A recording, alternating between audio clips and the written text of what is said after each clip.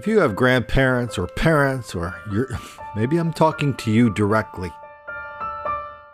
Maybe I have to remind you of this again, the way we've already reminded you of it 10 times before. But as long as the stuff we're about to see keeps happening, I'm going to keep shoving it right back into your face. Black people do not need to know what time it is. They have watches. Black people do not need to borrow your phone. They have phones. Black people do not need to come into your house and while they wait for their car, wait for somebody to come deliver gasoline to them because they ran out of gas. They can wait in their car. Black people do not need a cigarette. They have their own cigarettes if they smoke. Black people do not need $3.72 to get on the bus to go visit their sick aunt or their dead grandmother who just died for the 5th time in the last 3 weeks.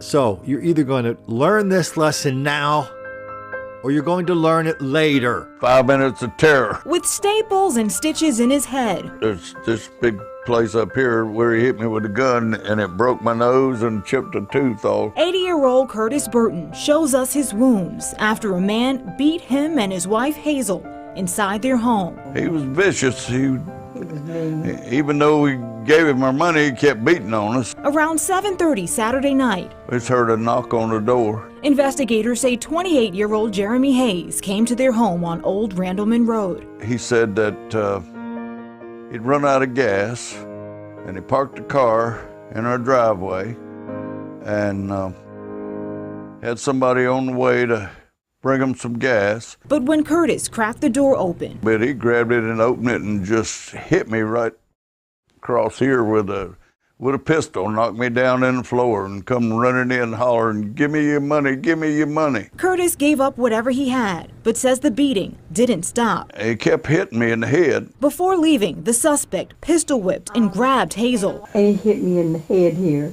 and I've got stitches up here. The 79-year-old, now covered in bruises on her arms and legs. Yeah, he kept grabbing my arms, and he was so big and tall. A beating the couple says could have been much worse. I am so thankful that he did not shoot us.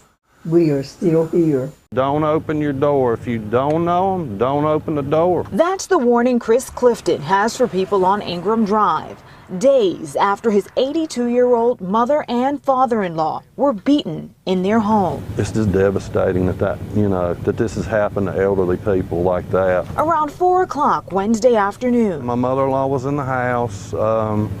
Somebody knocked on the door. deputies say a man pretending to work for the water department barged in with a gun. He pulled a gun on her and held her to her head and, where's the money? His father-in-law heard the noise and rushed in. He followed him on into the bedroom, knocked him to the floor, and severely beat him in the head with the back of the gun. His collarbones broke. He has massive lacerations on the back of his head. Before leaving, Clifton says the man then beat his mother-in-law. Her skull is severely fractured in the back. Clifton says the couple has lived in their home for at least 45 years, and although they survived the attack, will take a long time to feel safe again. It's just sad. It's sad. We just issued this challenge on another video, but let's do it again because it's so obvious and it's so transparent. The trolls love to come in to our channel. They love to come into my Facebook and Twitter, say all these bad, but mostly call name calling. But the name calling doesn't really work, does it? I mean, everybody sees that for what it is. The only thing that works is saying, "No, Colin, you got that wrong. Colin, you got it wrong." Because if you're watching these videos, the way I know lots and lots of people do, you're sitting there because you're depending upon these videos for truth and real information. Not just about the media and how they're in denial, deceit, and delusion about this enormous level of black criminality, but also sometimes it's information about how you can stay safe and how you can stay aware and know. If you depend upon the attitude of the what are we calling him these days? We're not calling him Fat Boy anymore, are we? Anyway, whatever the guy whose name we're calling him at active self-deception, if you depend upon his delusion, That will get you killed too. And so we're asking the trolls again.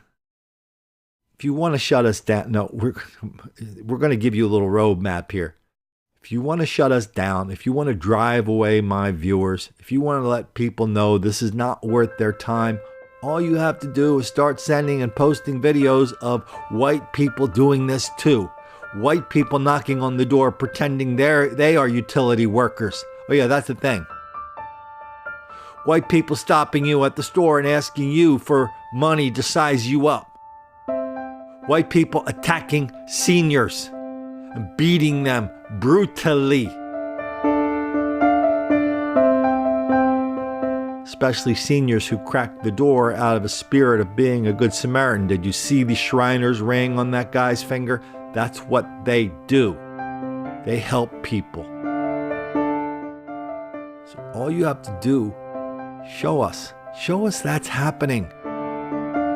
Think of all the people that are watching this channel. Think of all the time you will save them, because you'll be able to look them in the eye and say, oh no, white people do this too. This is not out of proportion. Colin's making this all up. Now I think I'll go scour the internet and go find some really intense homosexual picture that I can send Colin as a way to prove to him that he's wrong. Yeah, that's the troll thing these days. Send me gay pornography with some kind of note on it, thus proving that I am wrong, that we are wrong here about this ridiculous level of black criminality and denial all over the country. That's kind of strange, isn't it? Almost as strange to all the people in this country who are just as determined not to make the black kids angry.